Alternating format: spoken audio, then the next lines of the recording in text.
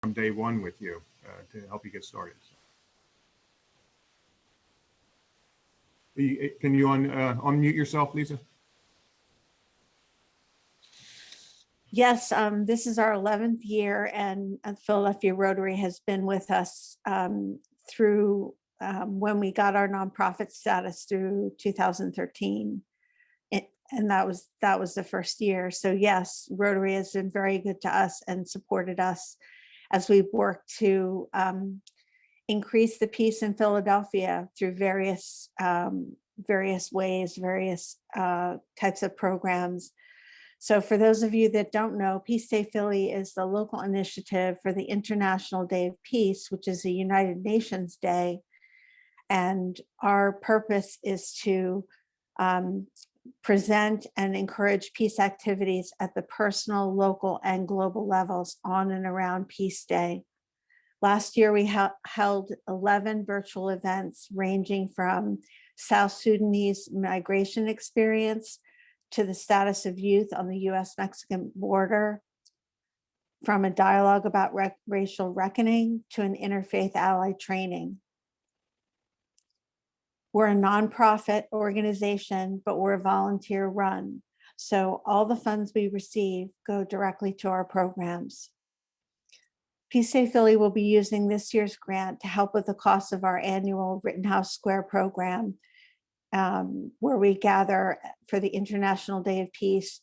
We observe a minute of silence. That's a global activity throughout the world. And we share information from the UN Secretary General about Peace Day this year. And Peace Day this year is related to recovery. They're still working on the exact wording of the theme, but it's going to relate to recovery and sustainable communities. So we usually share some information about that. We hope to have someone from the city talking about how Philadelphia can become a more peaceful place.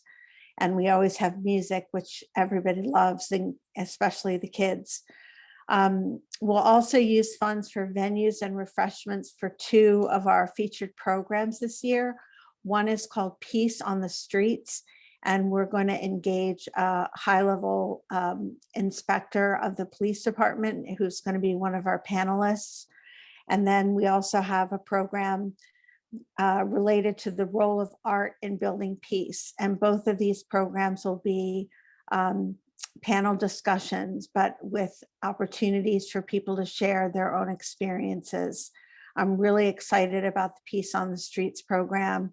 We're putting together the other panelists to accent what we're working toward. And really the fundamental question is, how can we increase peace in Philadelphia? We're very much in alignment with Rotary in that we look to promote and build positive peace. We're not an anti-violence group, we're a pro-peace group. So our programs, our efforts, our outreach is all around how can we create more peace locally and even beyond, but in local communities. So that's to us a very important thing, that we do programs with personal, local, and global peace, and that it's very positive peace based rather than an anti-violence focus. If we're lucky to get a no-cost venue, or we have to move the panel programs to a virtual format, we'll use any grant remainder towards social media costs and able to get more visibility for our programs. And last year, we had someone who did a wonderful job for us as a volunteer, and it really helped with our programs. We had a lot of great turnout, and so we need to invest a little bit in that year, in this year, to make sure that that happens again. So again, we're really grateful for the Philadelphia Rotary Foundation's support of our work. You've helped make possible programs that we've designed to help create peace and build peace in Philadelphia. Thank you.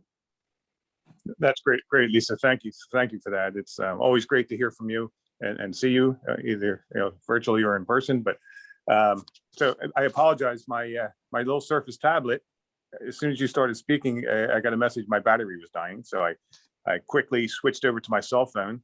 So hopefully this is working okay. The other thing I wanted to mention, and Joe Batori, if I could ask you maybe to jump in here, the relationship we've developed with Lisa and her organization over the years has now maybe going to another level, where our club, we have nominated and were accepted 4 peace fellowships to a program in, I think it's Thailand. Correct me, Joe, if I'm wrong, but and we've now nominated Lisa for a peace fellowship, and I think she's going through that process now. Joe, if you want to jump in real quick. You said it well, Kurt. We're very excited about having Lisa as a candidate. These are internationally competitive fellowships designed to create expertise in violence prevention, peace building, that type of thing. And Lisa is a perfect fit in the work that she's doing. So we're really excited. She's, I know, well along in her application and will be a strong candidate. Bear in mind, it is an international competition, but hopefully we will have our 5th Philadelphia Rotary Peace Fellow. Yeah, thank you, Joe, for jumping in on that. I'm going to tear my phone here. Oh, I guess it doesn't do anything. Okay, so with that, I'm going to turn it over next to Sharon Donahue, who is the Director of Advancement from Liguori Academy. Again, another great organization locally here in Philadelphia that we've had a great relationship with through a number of our board members and members of our club, Joe Batori being one, I know Sandy Goldberg being another, over the years. And we've had Sharon in the past, I think, speak to us. And Sharon, if you could jump on and tell us all the great stuff you're doing and what you're going to do with our grant that we provided. Sure. Thank you, Kurt. So my name is Shannon Donahue. I'm from Liguori Academy. I'm the Director of Advancement. We've been involved with the Rotary Club for the last 3 or 4 years. We've had support beyond the Rotary Club through Rotarians such as Sandy Goldberg, Joe Batori and his wife, and I believe a few people recently spoke in our career speaker series. So it's been a great partnership that we're really fortunate to have. So recently, the Rotary Club of Philadelphia funded us a grant for our new library initiative at Liguori Academy. Many schools throughout Philadelphia and beyond lack a true library in their school. So we started an initiative back in October of 2020 to fund and build a library for our students. So we've been working with some of our corporate partners to provide us some new books. We curated a list specific to our students and their interests and their needs. And the Rotary Club was gracious enough to grant us $2,000 to finish the renovations and building out that library. We just returned to a hybrid model a few weeks ago, so we were happy to have some students and staff back in the building. With that, we've been actively putting the library together. We're not done yet, so I don't have any final pictures to show, but I will be definitely sending them once I have them. So we have big dreams for the library. Once the bookshelves are filled, in the future, we'd love to have some community events, some open mic nights, some authors come in and do readings. So the opportunities are really boundless with this new library, and I know the students are really excited about it. Like I said, we're grateful for the partnership from the Rotary Club, and I just see it continuing and great opportunities coming our way. That's great, Shannon. Thank you so much for that. Thank you for all you're doing. My daughter is a 4th grade teacher. That makes me so proud. And I always tell her there's nothing better than making a difference in the life of a child. So, absolutely. And it's not easy being a teacher right now during COVID. We owe them a lot, teaching in person while also teaching virtually at the same time. They're really juggling it all. I know our staff has done a tremendous job keeping our students engaged and on track through this year. And for that, they deserve all the accolades. Yeah. And kudos again to everything you do every day, and to our foundation for providing this grant to will impact children for years. And Kurt, if I could mention one more thing. One, I just want to extend an invite to everyone on the call. If you'd like to come and visit us in person now that we are back, mask and all the social distancing is required, but we'd love to have you come. I can provide my contact information. If you don't have it, you can reach out to me directly to schedule a tour. And then the other thing is we do have an event coming up in June. It's a 5K fun run or walk. So I can provide information for that as well if you're looking to, get out and do something fun after being stuck inside for the last year.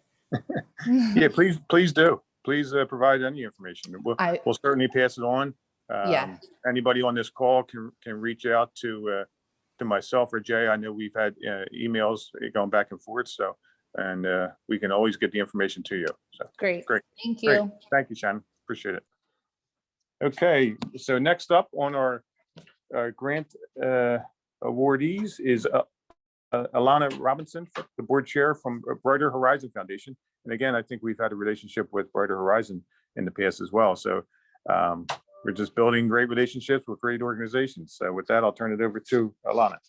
Thank you so much, Kurt. Again, this is our second year and we're a 3-year organization. So I'd say you've been a part of our journey for the majority of our existence, and we really appreciate that. Brighter Horizon is a Philadelphia-based organization that's focused on identifying and providing an opportunity for our scholars to be the first in their families to graduate from college. And we've now extended to associate degrees, as well as recently we created a partnership with Williamson College of the Trades, so that we actually have 2 students now involved as students with the Williamson College. So we're excited about that. We're reaching a major milestone this year because we have 3 of our scholars who are graduating from college. Our mission at Brighter Horizon is to not only identify these scholars, but to help them and their families understand a path for them to be able to matriculate through college. But our overall goal is for them to graduate from college with no debt. And we do that through scholarships. We do that through funding in our organization. And we do that through helping the students to understand grants and work study. And so we've created a model like that our 3 college graduates this year are all graduating from college with no debt. And so we're very proud about that. We have 14 students in college right now. That have graduated from schools in the Philadelphia area. We have the 2 students in the trade school, and we have 16 high school scholars that are in school right now. We're excited that on June 10th, we will have our 2nd annual what we call college reveal. I always call it a gender reveal, but it's a college reveal. I'm excited that all of our 6 graduating high school scholars have multiple offers for college. So they will tell us on that day which college they've chosen to matriculate in the fall. So we're excited about that. We assist the students in tutoring. We assist them with the application process, college application process. We help them find internships. We help them if there are family dynamics that we can participate in and help to find solutions. We work with the whole family. We work with the whole student.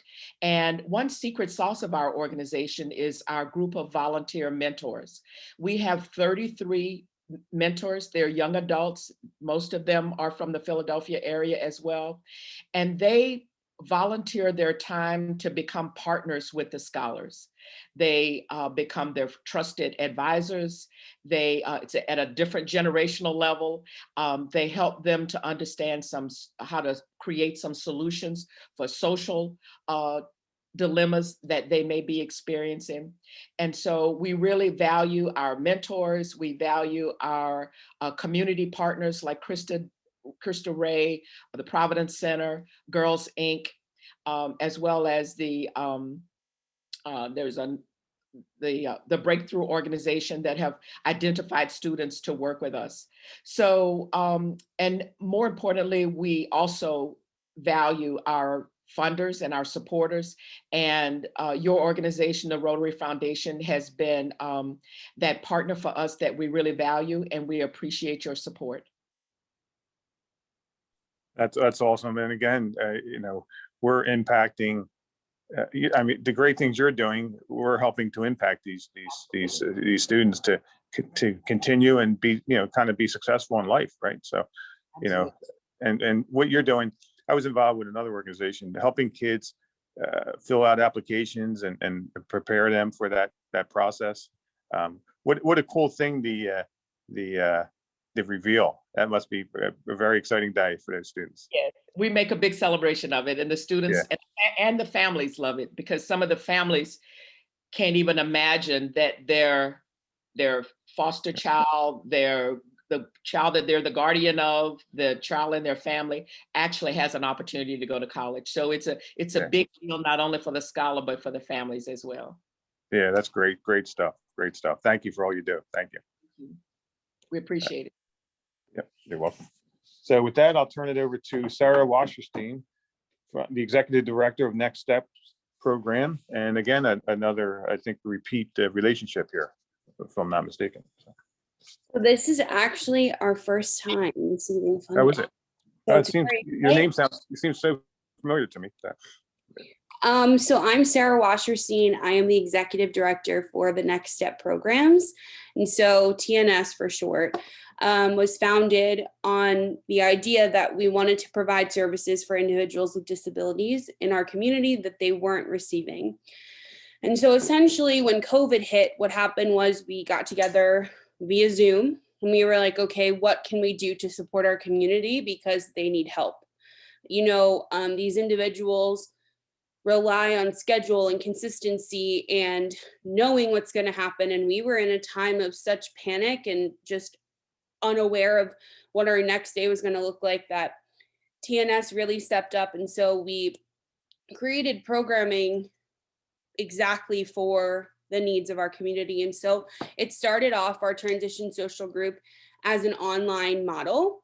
And so essentially we would be working on social skills and independent living skills, as well as offering them support in achieving their goals. Because statistically, individuals with disabilities are not offered the same, employment opportunities or educational opportunities that those individuals without disabilities are offered post high school. So we started working on those things, and then as COVID sort of wasn't as scary for the community, they were ready to meet in, again, a hybrid model that would be in person and also online. And so that's what we started doing. And basically the grant funding is going toward providing financial support for those who cannot pay tuition fees. So TNS has always done this. It's just really awesome for us to be able to have a grant that helps us do that so that we're not left with nothing in our bank account. The organization is founded on the idea that anyone who wants to receive services should be able to receive them. And so what's happened is we've watched our program grow from our pilot program was 12 participants, and we now have 36. So it's really, really incredible. And they love coming to TNS and they're telling all of their friends about it. And so I think that I can only explain it so much. So I wanted to share with you some feedback that I think can kind of help you paint the picture of what not only TNS is doing, but also what these funds have allowed us to do. So when we were online, one of the parents wrote to me and said, "My son really enjoyed this. He spoke up and was more engaged with this than any other event we've tried lately. It really boosted his spirits and helped us to get him engaged in meaningful conversations about employment and his future goals." And then one of our participants said she learned how to be kind, polite, and friendly to people. And she is the most kind, polite, and friendly person I have ever met. And one of our parents sent us a note and said, "The TNS team is such amazing advocates for our young adults and teaches them to also be advocates for themselves." And so that's what we're doing. We're advocating for our participants, and we're working with them on being those self-advocates so that they can achieve whatever it is that they want to do, whether it's a college program or, finding meaningful employment. yeah, and we're very grateful and very thankful, and we hope to continue to be partners with all of you. Wow. Wow, that's great stuff, Sarah. Wow, it's yeah, and providing that feedback that, you know, from the students and the kids and the parents and all is really good stuff. You know, we love to hear that. And you know, there's a common theme throughout all these conversations we're having today. These are grassroots organizations, you know, and our grants really are impactful to these organizations, and it's such a good feeling to be involved in this. Thank you, Sarah. Thank you for all you're doing. Next up on the hit list is Mark Ornstein, CEO of Federation Early Learning Services. I think most of us may know that as FELS. With that, Mark, I'll turn it over to you. Yeah, thank you very much, Kurt. I really thank you and the entire club for supporting the work that we're doing. So I do have a very quick presentation. Early childhood is very much a visual piece, so we want to be able to show off FELS. And FELS, like the Rotary Club of Philadelphia, is also celebrating its 110th anniversary. So we have been a hallmark of the area, and we will continue to grow. So where does the donation go? So the donation, early childhood as an industry has been hit particularly hard because of COVID. In many ways, what I have said is that we are the essential workers to the essential workers. We were there to help people get back to work.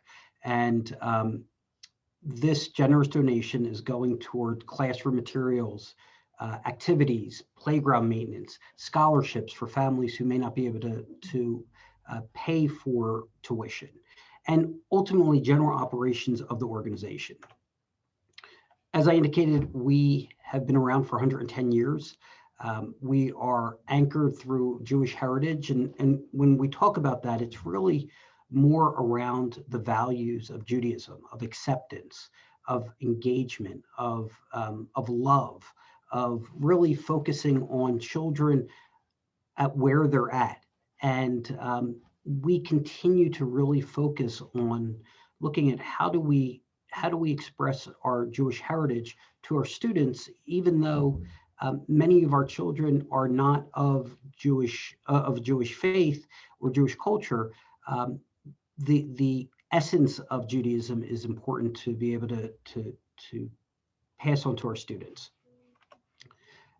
I actually began September 29th of this year. So I took over as CEO from Maddie Malice. Maddie was the CEO for about 40 years, which is definitely huge shoes to fill, and especially coming in during COVID. I've been in education administration for a little over 20 years.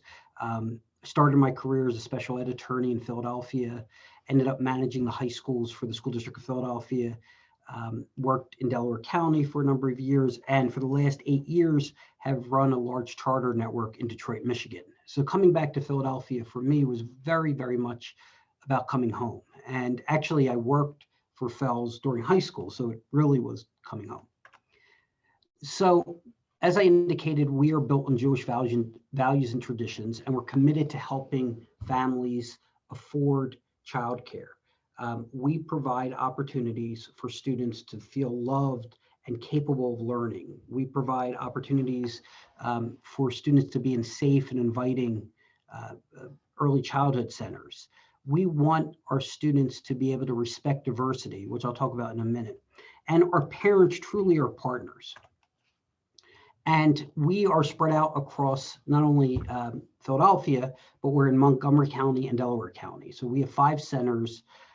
Each one of our centers are Keystone rated, and most of them have the highest, which is 4-star rating. 2 of our centers have Head Start programs and pre-K count programs, which are in partnership with the School District of Philadelphia.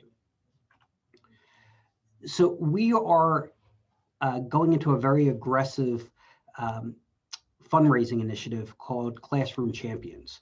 And basically what this is an opportunity for individuals to push into our centers to adopt a classroom, adopt a center, to have your name there, to provide scholarships for students, and to be able to support our families and our students in a way that, quite frankly, we haven't done in the past. So our fundraising goal is $180,000. My new director of development, in a very short amount of time, has already raised $108,000. So we are aggressively going towards our goal, and I'm confident we'll be able to reach it. But we need supports like the Rotary Club of Philadelphia to be able to get to that goal. We are really focusing on diversity, equity, and inclusion. We are partnering with the Anti-Defamation League to be a No Place for Hate center organization. It's a very aggressive process, but we believe that there is a great deal of synergy between the work that the Anti-Defamation League is doing and the work that we are doing in terms of diversity, equity, and inclusion at FELS. And, again, I am very thankful for the support that we've gotten. Our hope over the next few years is to really not only continue the great work that we've been doing, but also expand across the area, open up additional centers, focus on innovation and improving technology in our centers, and again, double downing on the diversity, equity, and inclusion in our organization. So thank you very much. Well, thank you for that, Mark. That's a wild ride you've been on over the years, and coming home to Philadelphia and back at FELS. That's pretty cool stuff. It must have made an impact for you when you were young. So absolutely, 100%. Yeah. So we'd love that we're partnering with you, and appreciate all you're doing, and look forward to continuing to work with you. 100%. Thank you very much, everyone. Thank you, Mark. I'm going to turn it over next to Martha Sharkey, who's the founder and CEO of Today is a Good Day. And I know Martha was a speaker at our club. I'm going to say 2019. I guess the COVID year is like a blur, so I'm thinking 2019. I think it was 2019. I remember coming in. That was such a fun day. First of all, happy anniversary to the Rotary Club. What a milestone to hit. And I have to tell you, I am very honored and grateful to be among all of these wonderful organizations who are here today sharing about their missions. Feel very grateful for the opportunity and thankful for the grant support. To give you all a little bit of background, a reminder about our organization, those who have heard our story before, my husband and I welcomed identical twin girls at just 23 weeks and 5 days in November of 2010. Our daughter Mary was born at 1.4 pounds, and our daughter Claire was born at 1.2 pounds. Mary was with us only 2 weeks before earning her wings, and Claire spent 103 days in the NICU at Abington Hospital before coming home. Hard to believe, Claire is 10 now.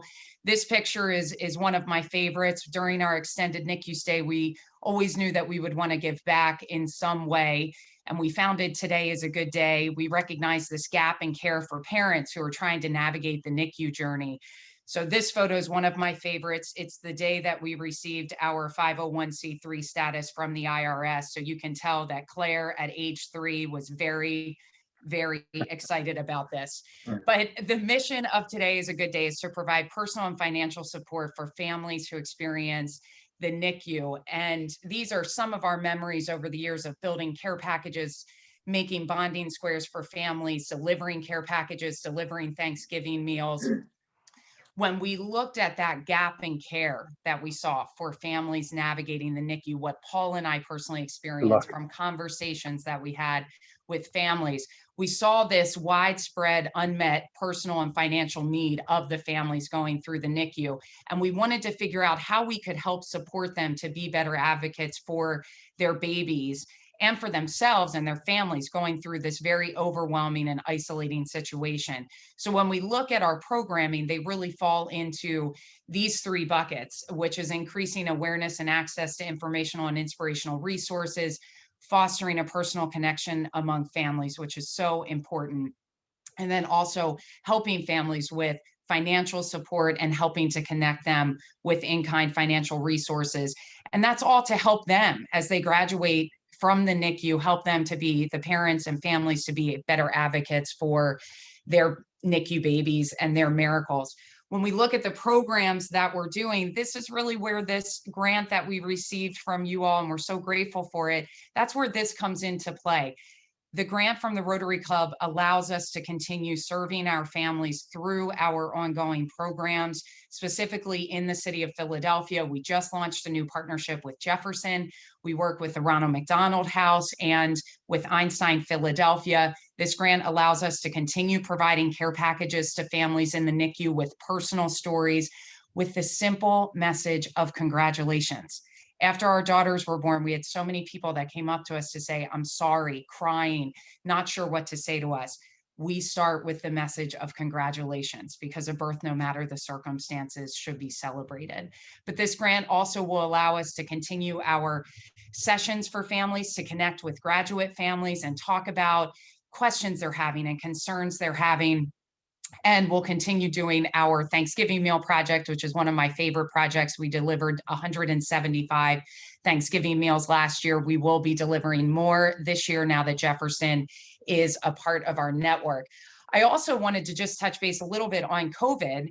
During COVID, when COVID struck last year, COVID-19, we wanted to figure out a way to give back. And when we spoke with our hospital partners, everybody needed something different. So what we did was pivot as an organization. We held our annual Pints for Preemies fundraiser.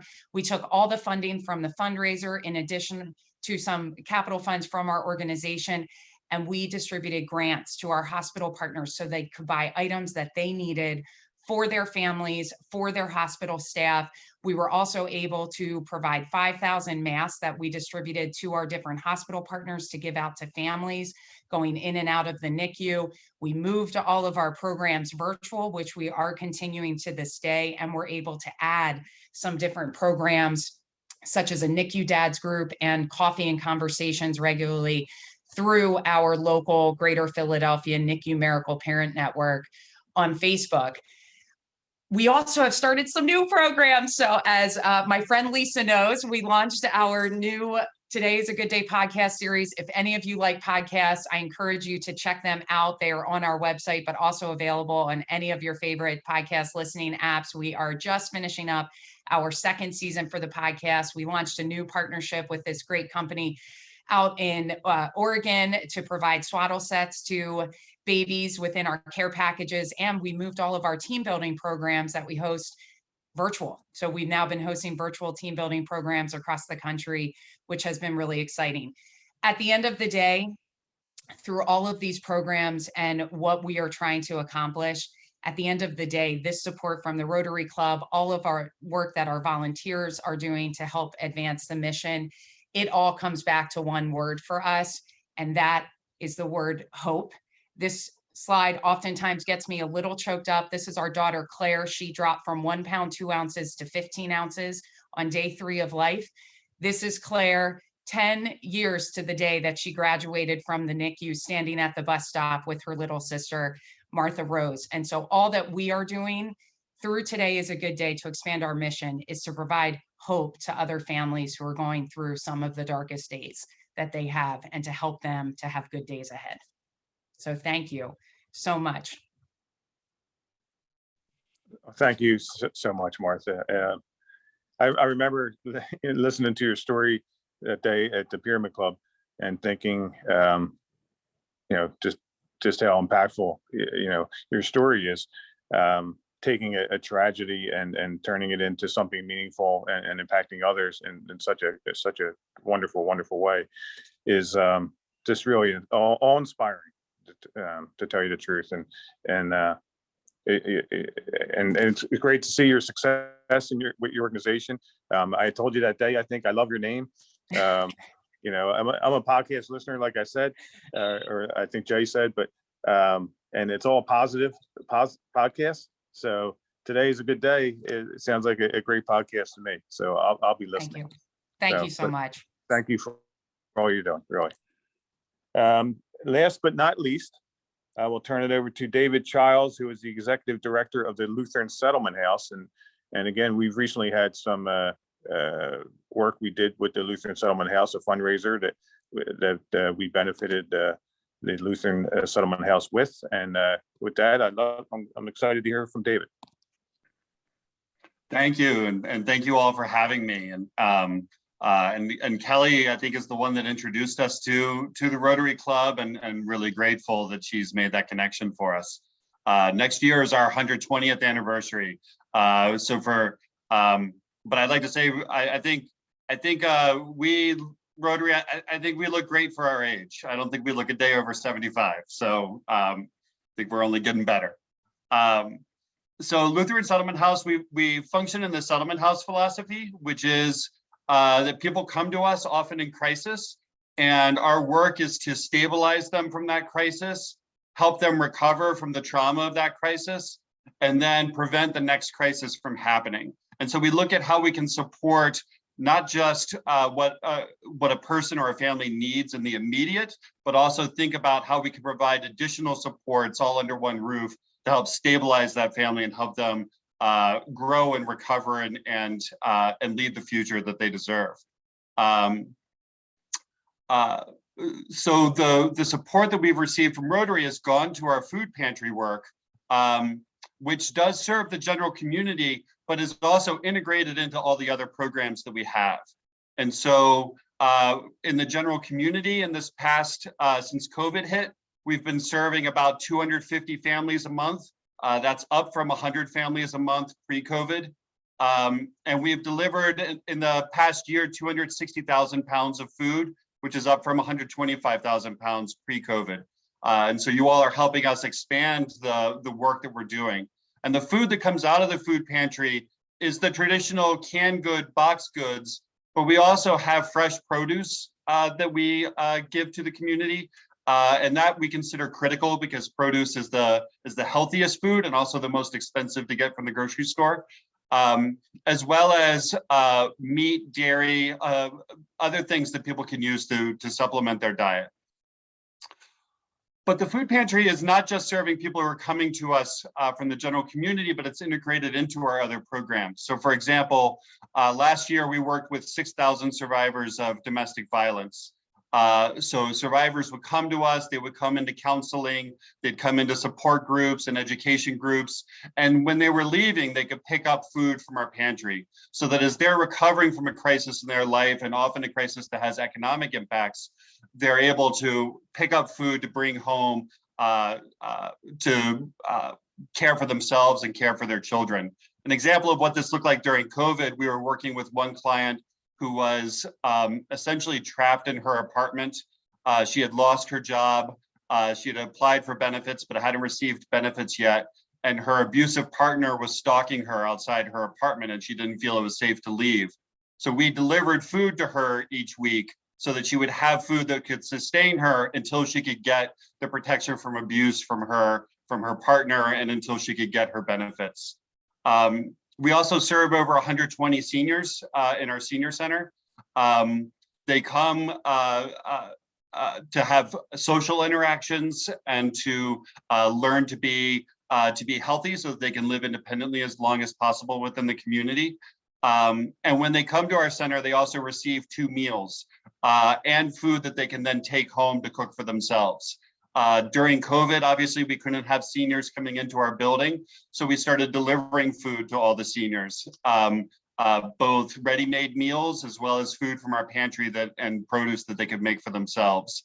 And then we also have a shelter that's serving families. Last year, we served 65 families in our shelter, which included 172 children. We're one of the only shelters in Philadelphia that has a fresh fruit and vegetable salad bar for 2 of our meals. We receive a lot of canned goods from the city for the shelter, but we think it's so critically important for people to have healthy options as well.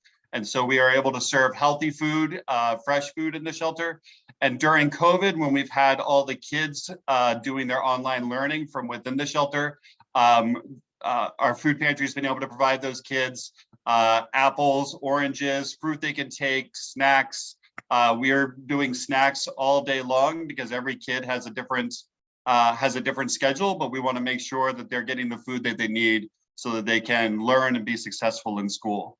So we're so grateful for your help and allowing us to purchase more food and allowing us to purchase food that falls into the gaps of what we can get donated so that we can make sure people are getting a balanced diet. And thank you for helping our clients throughout the program have access to the healthy food they need to recover from the trauma that they've experienced. I'll put my email address into the chat if anyone ever wants to reach out to me. We've had some volunteers. We love having volunteers. We'd love to have more of you. We have a campaign the first 3 weeks of May that you can find on our social media. And that campaign is going to be anchored by 3 videos that we're going to release that tell the story of our clients through their own words. And so if you're interested in learning more, I can share those videos with you all. And hopefully once we're opened up again, we can invite you to some on-site events. One of our favorites is we do a beer and bingo event a few times a year where you can play some bingo in our senior center, do some raffles, have some drinks. It gets pretty competitive, but also pretty fun. So again, thank you so much for your support and for all you're doing for LSH and for all these other organizations. This has been it's been amazing for me to listen to all this work being done in the city, and really grateful for your support. Great. Thank you, David. Thank you for that feedback. We're excited to have you here today. And it's like I said, it seems like we started a great relationship, fairly recently. I know Kelly had mentioned there's several of our members were just there last week. I think maybe working in your food pantry, and I think a few more, including Kelly, are heading out there tomorrow, if I'm not mistaken. So it's great stuff. I think you look great for 120. We're just excited to have you here and excited for all you're doing in the community, and thank you. I think that ends our speakers, Jay. Actually, I think I passed over something, Jay, if you want to jump in. Committee and club announcements.